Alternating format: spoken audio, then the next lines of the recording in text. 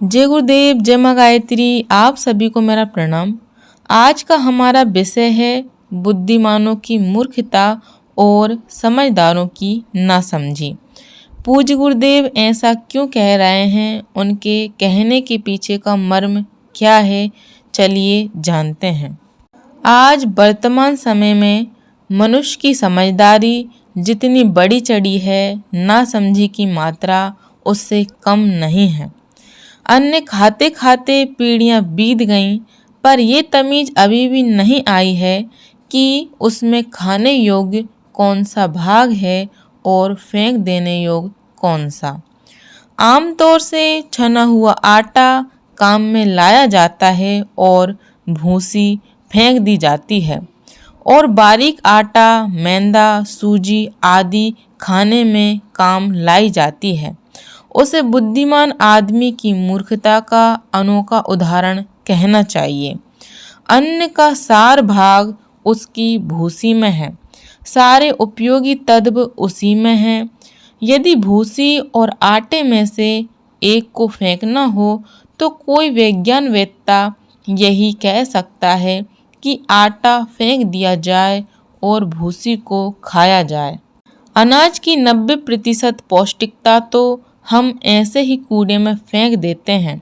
चक्की में पीसते समय सबसे पहले ऊपर का छिलका भूसी के रूप में अलग कर दिया जाता है। सबसे पौष्टिक अंश बल्कि यही है जिसे हम छानकर आटे से अलग कर देते हैं। खाते उस भाग को हैं जो एक प्रकार से तत्व रहित और मरा हुआ है।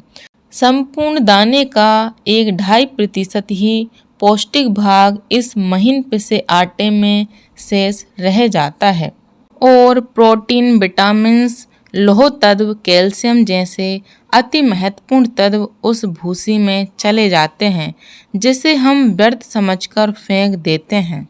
इसे आश्चर्य ही कहना चाहिए कि मनुष्य इस मोटी बात को जानते हुए भी अनजान ही बना हुआ है। छने हुए आटे का स्वाद और शोभा उसे भाती है, पर भूसी के गुणों की ओर से आंखें बंद करके उसके रंग रूप से भड़क उठता है। हानि लाभ तक का अंतर न समझ पाने की इस प्रथा और परंपरा को क्या कहा जाए। आटे और भूसी वाली गलती वह जीवन के हर क्षेत्र में ही कर रहा है। जीवन उद्देश्य को भूलकर लिप्सा में भटक पड़ना, ऐसी ही भूसी आटे जैसी और भी बड़ी चढ़ी भूल है। समझदार कहे जाने वाले आदमी की यह नासमझियाँ कैसे दुखद और अद्भुत हैं। समझदारों की नासमझी और बुद्धिमान की मूर्खता उन विरोधाभासों को दर्शाती है जहाँ पढ़े लिखे या चतुर लोग भी अपनी अज्ञानता, अहंकार या रूढ़िवादिता के कारण भारी भूल कर बैठते हैं। इसे फॉली ऑफ द वाइज कहा गया है।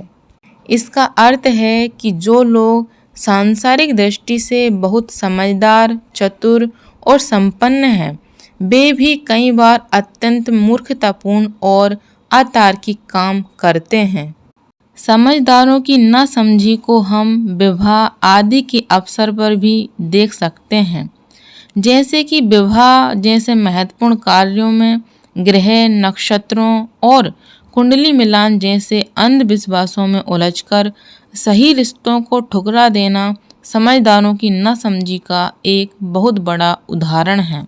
श्री राम शर्मा आचार्य जी कहते हैं कि बुद्धि का सही उपयोग दूरदर्शिता और विवेकशीलता के साथ होना चाहिए। यदि ज्ञान का इस्तेमाल समाज को बांटने, अहंकार बढ़ाने या केवल अपने स्वार्थ के लिए किया जाए तो वह ज्ञान भी मूर्खता के समान हो जाता है। ज्ञान का अहंकार व्यक्ति को दूसरों की भलाई से दूर कर देता है। जब कोई बुद्धिमान व्यक्ति छोटी छोटी सांसारिक उपलब्धियों या धन के संचय में ही अपनी पूरी ऊर्जा नष्ट कर देता है, तो उस बुद्धिमत्ता का जीवन के वास्तविक उद्देश्य के दृष्टिकोण से कोई मूल्य नहीं रहता।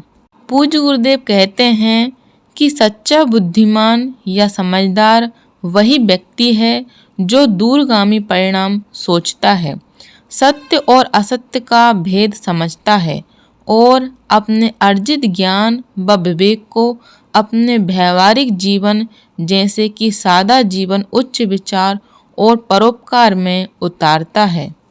परम पूज्य गुरुदेव द्वारा बुद्धिजीवियों को प्रमुख संदेश दिए गए हैं। पूज्य गुरुदेव कहते हैं कि समझदार और बुद्धिमान व्यक्ति का प्रमुख कर्तव्य केवल सांसारिक सफलता प्राप्त करना नहीं है, बल्कि अपने विवेक का उपयोग स्वयं के सुधार और समाज के नवनिर्माण में करना है। ज्ञान या बुद्धि का असली मूल्यांकन उसकी सफलता या धन से नहीं, बल्कि श्रेष्ठ आचरण और विचारों से होता है। समझदार व्यक्ति को अपनी बुद्धि का उपयोग समाज में प्रेम और मानवीय मूल्यों को स्थापित करने में करना चाहिए। अपना सुधार संसार की सबसे बड़ी सेवा है। गुरुदेव का स्पष्ट संदेश है कि यदि बुद्धिमान व्यक्ति अपने दोषों को दूर कर स्वयं एक आदर्श उदाहरण प्रस्तुत करे तो इससे बड़ा कोई समाज सुधार नहीं हो सकता। समझदार व्यक्ति को अपने जीवन के प्रत्येक क्षण का सदुपयोग लोकहित और आध्यात्मिक उन्नति के लिए करना चाहिए, न कि उसे व्यर्थ गंवाना चाहिए। गुरुदेव का मानना था कि बुद्धिजीवी वर्ग ही समाज की दिशा तय करता है। इसलिए बुद्धिमान लोगों का कर्तव्य है कि वे बुराइयों का विरोध करें, कमजोरों का संबल बने और इस युग परिवर्तन में अपनी सक्रिय भूमिका निभाए।